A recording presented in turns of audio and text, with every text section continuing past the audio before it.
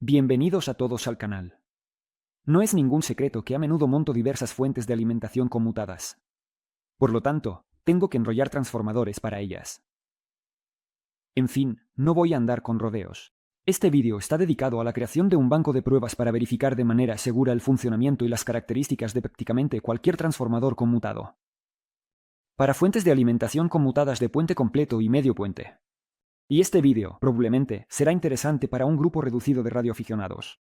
Y para los principiantes, que después de encender con éxito su primer parpadeo quieren montar algo más complejo, como una fuente de alimentación conmutada de red, les recomiendo encarecidamente no repetir lo que vean. Y en general, intenten no trabajar con voltaje de red. Cualquier error puede costarte la vida. El banco de pruebas fue fabricado rápidamente, se podría decir, literalmente en 1 o 2 días. En esencia, es una fuente de alimentación y está diseñada específicamente para mis necesidades y según mis criterios. Existe la posibilidad de ajustar la frecuencia de trabajo del generador en un rango de aproximadamente 13 kHz a 205 kHz y ajustar el ciclo de trabajo de los impulsos, y por lo tanto, la potencia. El banco de pruebas es bastante seguro. Cuenta con un sistema de protección ajustable contra cortocircuitos en la salida del transformador en prueba. En la entrada de la fuente de alimentación hay un casquillo para instalar bombillas incandescentes estándar con casquillo E27 para limitar la corriente de entrada de la fuente. Es una protección adicional en caso de apocalipsis o si por alguna razón la protección principal no funciona. Para pruebas de potencia, se puede excluir la bombilla del circuito, enroscando en el casquillo un casquillo cortocircuitado de una bombilla. Por supuesto, se podría haber puesto un interruptor normal que suministrara energía al circuito, pasando por alto la bombilla. Pero el interruptor se podría dejar encendido accidentalmente y como resultado, obtener un boom. De esta manera, vemos al 100% que está instalado en el casquillo, si es una bombilla o un puente. El circuito de control de bajo voltaje está completamente aislado galvánicamente de la parte de la red. Esto se debe a que se utiliza una fuente de alimentación de baja potencia separada para alimentar el circuito de control. La base del soporte es de un testolito grueso, encontrado en los almacenes, que proporciona un aislamiento muy fiable. Absolutamente todos los cables utilizados para el montaje tienen una aislación de silicona resistente al calor y de alta tensión. En primer lugar, es seguro, y en segundo lugar, durante los trabajos de ajuste, el aislamiento del cable no se dañará por un contacto accidental con el soldador. El soporte consta de 4 bloques principales. Primero, un filtro de red con rectificador y capacidades de medio puente. Segundo, la parte de potencia con transistores y un módulo de protección. Tercero, el esquema de control y un bloque de alimentación separado para alimentar el circuito de control. En el futuro, se fabricarán capuchones o fundas aislantes para todas las partes de alto voltaje. En mi caso, el soporte se alimenta de un sistema de aislamiento galvánico, por lo que todo es extremadamente seguro. La base para esta construcción fue una placa generadora para un calentador de inducción de medio puente, que hice hace bastante tiempo. Era un prototipo, un vídeo. No lo busquéis, aún no ha salido. Esta placa permitía precisamente ajustar la frecuencia y el ciclo de trabajo de los impulsos para configurar los circuitos oscilantes de los calentadores de inducción. El esquema de este módulo está ahora frente a vosotros. Cabe señalar que los valores de algunos componentes en el esquema pueden diferir de los que están en la placa. Las propias placas se pueden descargar junto con el archivo general del proyecto a través del enlace en la descripción. No debería haber problemas con la conexión de los módulos. Si acaso, guíate por esta fotografía. El esquema de control incluye un controlador PWM SG3525 y un transformador de acoplamiento que controla los transistores de potencia y proporciona un aislamiento galvánico completo del circuito de control respecto a la parte de alta tensión. Y este es el esquema completo del banco de pruebas para transformadores de impulsos. La topología del circuito es de medio puente. Como ya mencioné, aquí hay un ajuste de frecuencia en el rango de 13 kHz a 205 kHz. Dado que los transformadores a probar funcionarán en fuentes de alimentación de diferentes frecuencias, nuestro banco de pruebas debe recrear las condiciones de trabajo para cualquier transformador. La función de ajuste del ciclo de trabajo de los impulsos nos permitirá limitar la potencia de la fuente de alimentación. En principio, esta opción no siempre se utilizará, pero es mejor tenerla. La fuente de alimentación para el circuito de control es de baja potencia, de 12 voltios, proporcionando corriente en amperios. ¿Para qué se utiliza? Si se podrían usar sistemas de alimentación tradicionales para el circuito de control, como un devanado de autoalimentación, un sistema de alimentación sin transformador, etc. La razón principal es que la fuente de alimentación externa permitirá proporcionar un aislamiento galvánico completo del circuito de control de las redes. Esto se mencionó al principio. Y la segunda razón, no menos importante.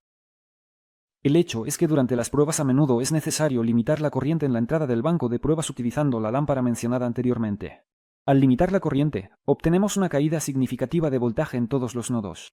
Debido a esto, el circuito de control funcionará incorrectamente o se apagará por completo si el voltaje de alimentación del controlador PWM cae por debajo del valor umbral.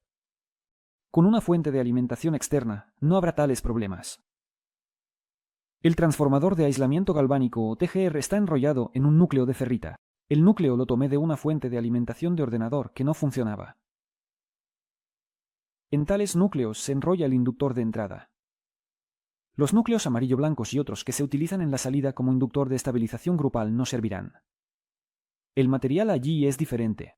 Necesitamos específicamente ferrita con una permeabilidad magnética de 1500 a 3000. Las dimensiones del núcleo que utilicé están ahora frente a ustedes. El transformador consta de 3 bobinados, primaria y 2 secundarias. Todas las bobinas se enrollan juntas. El alambre para enrollar todas las bobinas es el mismo. Puede tener un diámetro de hasta mm. La bobina primaria consta de 20 vueltas, las secundarias de 15 vueltas cada una. Es importante respetar el inicio de todas las bobinas al conectarlas. Están indicadas con puntos tanto en el esquema como en la placa. Si se confunden los inicios y finales de las bobinas, el circuito no funcionará. Se puede verificar la placa ensamblada con un osciloscopio o conectando a la salida las bobinas de control. Pequeñas. Lámparas de 12 voltios, de baja potencia. Las lámparas deben encenderse. La placa de control y el circuito en general están equipados con un arranque suave. El retraso se determina por la capacidad del condensador especificado. Esta resistencia establece el tiempo muerto o dead time. Es decir, después de cerrar una llave de potencia, hay una pequeña pausa. Luego se activa el segundo transistor. Esta opción proporciona al sistema de control tiempo adicional para descargar las compuertas de las llaves de potencia y asegurar su cierre confiable. Pero en mi caso, el transformador de control funciona perfectamente. Además, las llaves no son las más potentes y son fáciles de manejar. Por lo tanto, en mi placa, el dead time ha sido eliminado. El filtro de red, el rectificador y las capacidades del medio puente están ubicados en una placa separada. Aquí no hay nada especial. Un par de electrolíticos de 200 voltios, 560 microfaradios, conectados al punto medio. Un puente de 8 amperios. Un fusible por si acaso, y un termistor para limitar la corriente de carga de los condensadores en el momento de encender la fuente de alimentación en la red. Todo esto se puede encontrar en las antiguas fuentes de alimentación de ordenadores. Sí, y aquí también hay un condensador de separación de película. En la tercera placa están ubicados los transistores de potencia con un sistema de protección contra cortocircuitos.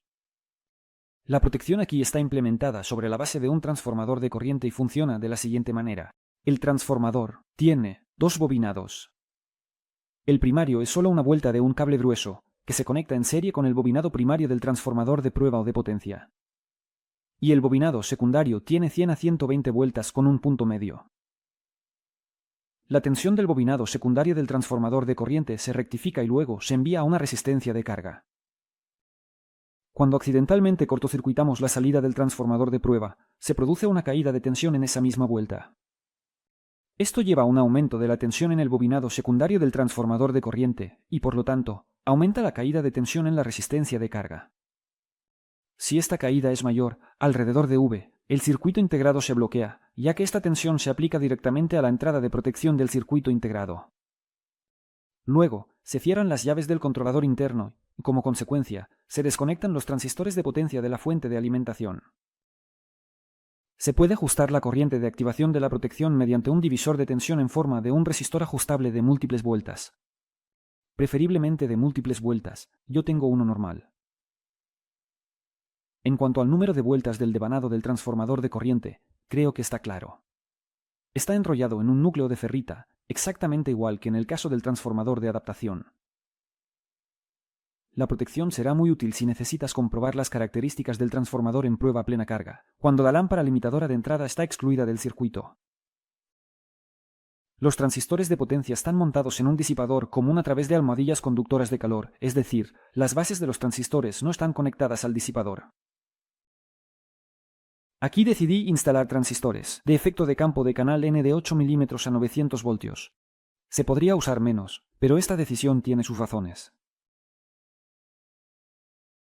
El hecho es que desde el devanado primario del transformador de potencia tendremos picos debido a la autoinducción.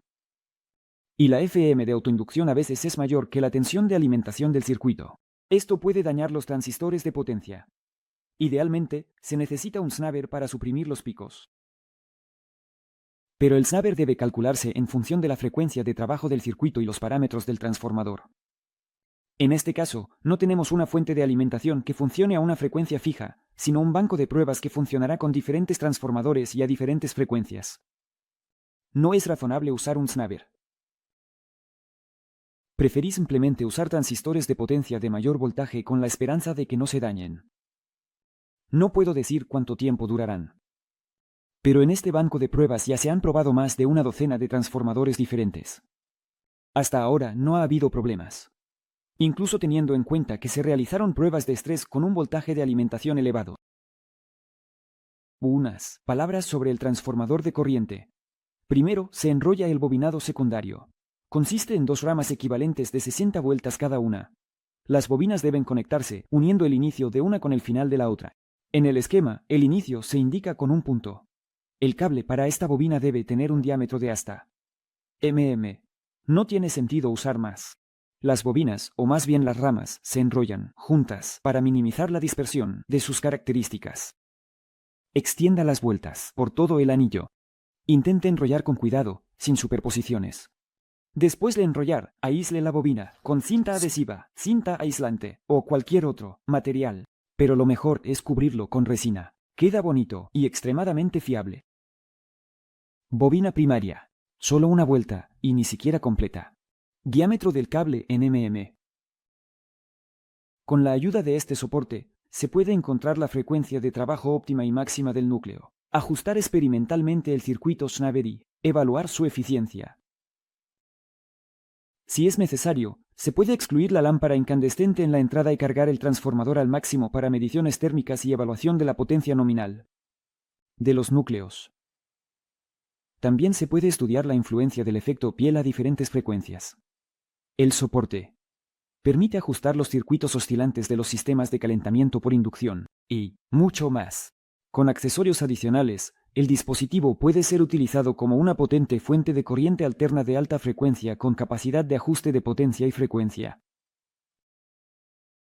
La desventaja de este soporte en particular es la falta de puntos de medición para trabajos de ajuste y la ausencia de instrumentos de medición integrados. Algo así como un frecuencímetro. Aunque en mi caso no es tan crítico, ya que principalmente se utilizará un osciloscopio, que mostrará todo lo necesario. Con esto, amigos, creo que es todo. Si este vídeo les ha parecido interesante, pueden compartirlo con sus amigos. Toda la información adicional la encontrarán en la descripción, y si tienen preguntas, pueden hacerlas en nuestro grupo oficial. El enlace también está en la descripción. Y con esto, solo me queda despedirme. Como siempre, he sido Casiana K. Y hasta la próxima. Adiós.